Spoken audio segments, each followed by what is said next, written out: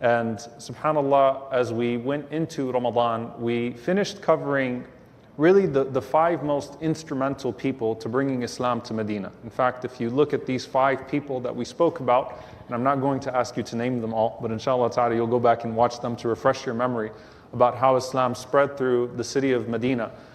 It starts with these 5, and these 5 are the foundation for all the khair that will come for the next however many episodes we're going to spend with the Ansar of the Prophet sallallahu alaihi wasallam after him.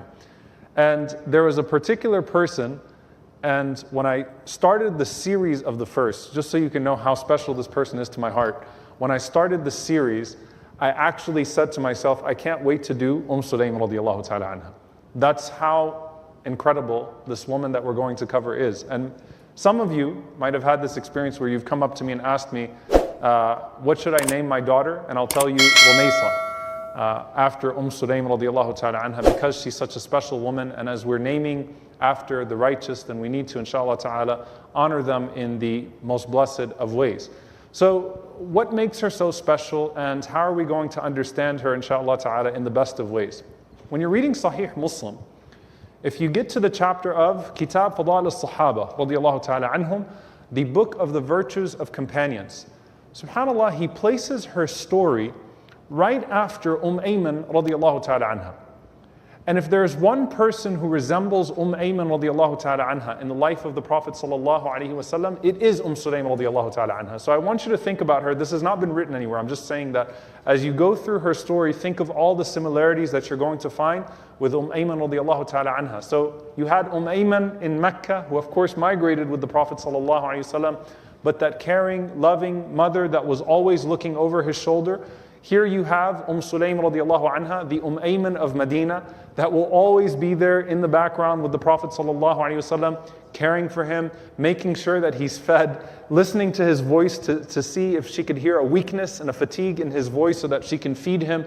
This is the character of the woman that we are going to be covering. So her name is once again Sulaym, but she does not have a son named Sulaym. Sulaym was the name of her younger brother. Okay, so both she and her sister are named by their younger brothers, the mothers of their younger brothers, and that could be, Allah knows best, because they used to be like mothers to their younger brothers. So from an early age, they were called Sulaym and Haram. Sulaym bint Milhan, Haram bint Milhan. And we will talk about her as well, radiallahu ta'ala anha. So her name is Sulaym bint Milhan. Her actual first name is Al-Rumaysa or Al-Ghumaysa, so with a Ra or with a Ghain, Al-Rumaysa or Al-Ghumaysa.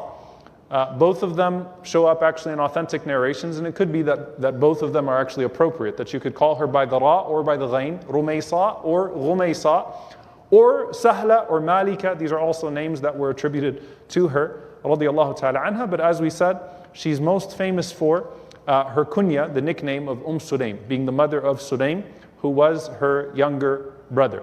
Now, Imam al-Nawawi rahimahullah ta'ala tells us something about her from the very beginning, which is important in the context of the story.